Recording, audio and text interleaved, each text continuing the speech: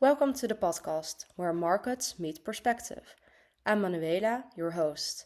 Together with my father, who shares his analytical market insights, we break down commodities, equities, geopolitics, and market sentiment. This content is for educational and informational purposes only, not investment advice. Yeah, let's go over to the X messages then. Yeah. Okay. Um, yeah, this is a message about Ed Richardson. He is a very good analyst about sea routes, so sea commodities that are traded in via ships. And he says coal remains strong. Indian power demand remains strong, and demand from Australian coal continues to rise. And what this analyst does, he looks at the sea traffic. So he knows if one ship is How many sailing ships there away are? and how Yeah. many ships are sailing. So how many traders there is, and he says it's strong. So I reiterated the coal is here to stay. I expect also with what was going on in the world that it will stay strong for at least a half year or a year. They need coal. That is basically it. And also for oil. Yeah, if you see our last podcast, I believe we had a stock mentioned there that was Saipem. We had 100% profit on that one. This is another company. We don't own it. It's SBM Offshore. That's it's a Dutch company, I believe. Not sure there if it's still Dutch because everything is running away here. But they see some very large growth. It's in Dutch, sorry for that, but very large growth in their orders. And they are a company that is active in the oil exploration. And you see the oil exploration companies are all on the rise. So the order books are quite filled. Other stocks that we own, like Saipem, already made a big move, and other companies that we own also. This is about uranium, and the black line you see is the demand of uranium in the coming years. Can you read it or not? I will make it. Maybe you can click yes. Yeah. So you see from 2030 onwards, the demand is getting very strong. And if you read it again, this is the planned uranium that is coming online. So this is the supply of uranium. And the pink one is the planned uranium. And planned is always too late. Yeah, okay, but projects are always coming too late. So But you also can read. plans, it's not sure that this will happen, of course. Yeah, that's what I mean. So Okay. yeah, you see the demand is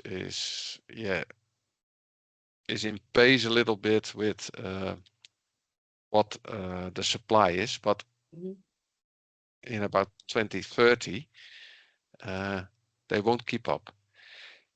But if you read this very carefully, a nuclear plant needs its feed 2 years in advance. So it takes 2 years Of for planning. uranium to get Yeah. to fuel for a nuclear plant in Okay. about 2 years. You can also say 1 year, but they have to secure their supply 2 years in advance. So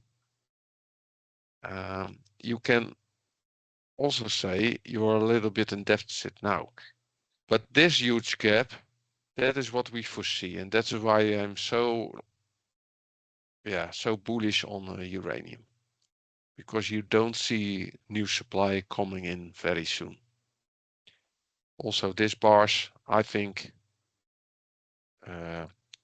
this will be even lower. And also this black line will even lower because demand predictions are always bad. Yeah. But this huge gap won't be filled. That is basically the message. And then uranium prices will shoot up. And this is why we say with patience in a 5-year time frame, you will do very well. And I think I wrote a couple of articles back in a 15-year time frame, you would do very, very well in uranium stocks. This, yeah, we will buy them, and we already have them, and we wait for 15 years, and this will also be very well. Yeah, this is. I almost cried about this message. Oh no. This is, yeah, this is a ridiculous policy in the Netherlands. The message is in Dutch, but I will try to translate it. Yeah, the taxes in energies are very high in the Netherlands, and that's mainly coal and oil and gas taxes, and that's forcing the government force companies to go electrical. So they change their processes to electrical processes, so they consume more electricity. Now, you can say, okay, that's good. But what they forgot is that they upgraded their grid. So the capacity on the grid is not enough to pull that electricity demand out of the grid. So companies can't get access to the grid anymore. And then they still have to pay the high costs for the taxes. Then they can compete with some other countries, of course, outside the EU, yeah. And then they go broke. So this is what the message tells you. Even companies that are already producing it. This is a paper company what Martin Visser is talking about, and that was already 100 years here in the Netherlands active. And now they say, okay, we can't compete anymore. We go broke if we stay. So we close business and we open it somewhere else. And that is the So strange to reality. me that politicians don't take these things into account. No. And when they hear stuff like, oh, we want to, but we cannot because we can't get it out of the grid, that they don't say, oh, okay, that's true. So you won't have to pay the taxes anymore. Because you also want people to have stable jobs, right, in your own country. And if a lot Yeah. of the companies, the bigger companies, are moving either away or going bankrupt, then you also can't promise that for your citizens. Yeah, I think that kind of politicians, you can't say all politicians, of course, but that kind of politicians, they're really living in la la land. And they believe in a narrative that is not reality. They really think it's the company's fault. Companies want to do this, but can't do this. So they want to invest in the Netherlands, but they can't invest in the Netherlands because the grid is full. And then they stuck, between a rock and a hard place, and they go away. And I have also own experience in the harbor of Rotterdam. A lot of chemical companies are closing doors because they can't compete it anymore. So yeah, it's really you read it also in Germany that they can't compete even anymore. So yeah, this is a message about copper, and Respeculator says already 5% of global copper supply is down, and copper supply is also very tight. So there's a very tight market, and this is due to the fact that two companies had problems. The Grasberg mine is in Indonesia, that is owned by Freeport McMoran. They have troubles, and they sent out a message this week that they can't open their mine. That has an accident, that mine, last year, before 2028. Okay. They are not fully in production before that year. So that's quite one of the biggest mines in the world. So that's quite a message. And also, this is a mine in Congo, and that is also having trouble. So that's why I said less copper. And he says, I didn't check that to be honest, but he says it's 5% down, and I believe that. And this is not even calculated the sulfuric acid story that I wrote last week. I think the sulfuric acid story will add some 5% even more on top of this. Yeah, Then you have because there's a 10%. decrease in sulfuric acid. Just to get a short recap for the listeners, there's a shortage of sulfuric acid because it's not being able to trade at the moment, and you need that in order to get the production going of these metals in order to Yes, extract it. yeah, sorry. And that's correct.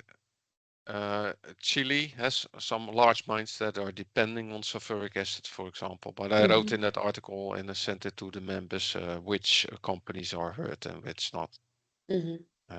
Luckily, we don't have many companies that are hurt a lot. So, but yeah, you see shortages coming in the next few years. That is basically the message. So here also, copper for the long term, you will be fine. This is a message about China oil production and the refiners that are the oil refiners that make the petrol, that make the kerosene. You see a large drop in the margins, so they don't earn anymore. So they are getting a loss. That is basically the message.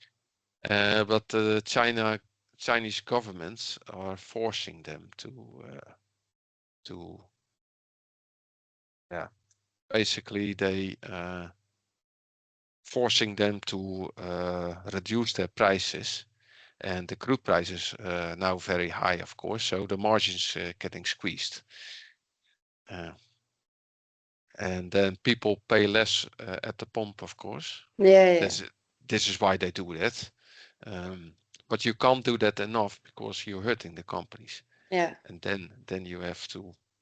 They are state-dependent companies, of course, so Yeah, they then you have will to be. subsidize them again, and then it will Yeah, be paid from exactly. people's taxes. So eventually it Yeah, will still come back to the people, how I yeah. see it, if you do this for long term.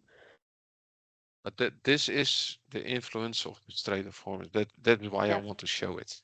Mhm. And this is how America wants to hurt China. This is the message what you read here. So everything is getting more expensive, but they don't want it, of course, because other industries will be hurt. Yeah. But they can't keep it up forever. That is basically the message. This is a message I wrote. Yeah, please look at this in your own time, I would say.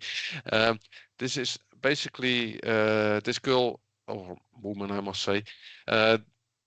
She explains very good why it's very expensive to build a nuclear reactor.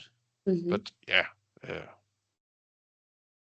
what she explains basically is it's expensive, but it's getting even more expensive because you do it the first time in how many decenniums you didn't build a reactor. And they want to fast track engineering. And they already built the foundations, for example, but engineering still going on. So they have some faults in their original engineering. Yeah. And then they have to rebuild the foundations again. And that is causing costs Delays. to rise Yeah. and delays. This is a natural process. And this is, you must view it as a new process. So you have to learn to walk again. That is basically the message of this tweet. And that is why it's becoming expensive. China is building every year a couple of them. So they already made the And you know learning how to do it. curve. Yeah. Then the costs will drop down. Yeah. So then it's less expensive to build a nuclear reactor. And these things are running very stably for 60 to 80 years. And then the electricity bill will go down. And that is basically the story that's behind this. And that's why I'm very bullish on uranium, because eventually this story will go more and more are going to believe by the politicians. That Yeah, is more what and more what I- people will learn about it and actually yeah, think that this will be a good measure because you see a lot in politics, at least in the Netherlands. A lot of politicians are against nuclear power. Also, a lot of yeah, people are against nuclear power. But then, if you listen to the actual experts, they all understand and explain why it's actually beneficial to have a nuclear power yeah, plant. yeah, So hopefully more politicians will maybe see this message of the woman and will yeah, understand.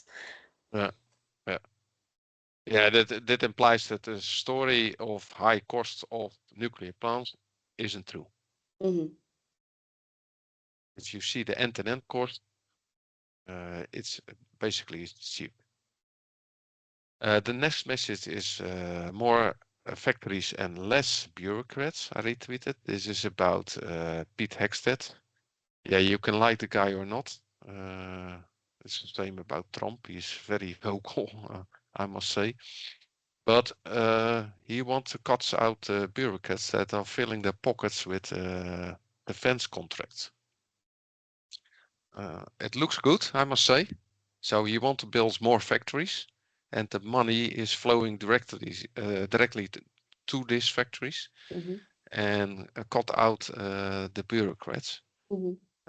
Yeah, I think it's a good plan, but let's see what happens there. This is a tweet from Robin Brooks, and he said interest rates are flying up. Um, and then he says at some point the Strait of Hormuz will reopen and oil prices will fall back to pre-war levels. That is what I don't believe. So I think he's incorrect here. Hmm. Like I said in the other section where we discussed the graphs, there will be a sharp drop in price when the strait is fully open. Trade is getting more oil again, so prices will drop a lot. But I do expect a sharp rise after that again, because yeah, 10 million barrels a day, you have to yeah get it more to refill all the stock levels again. Yeah, because at the moment we have 10 million barrels a day estimated that there's lower production than usual.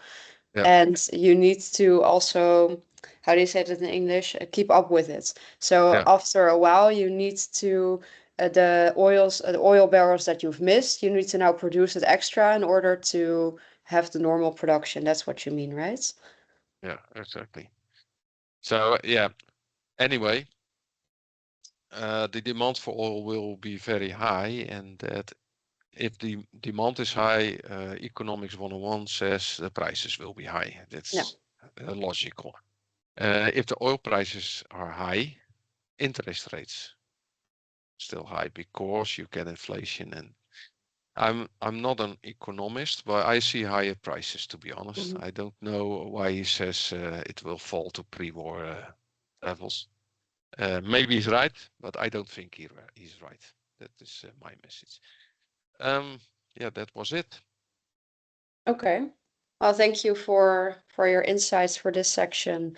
Then we will round off the podcast for this week. Yeah. Okay. Okay. Thank you. Bye Until bye. See next you week. next week. Bye. Yes. Bye. If you're finding this video helpful, please consider liking the video and subscribing to our channel.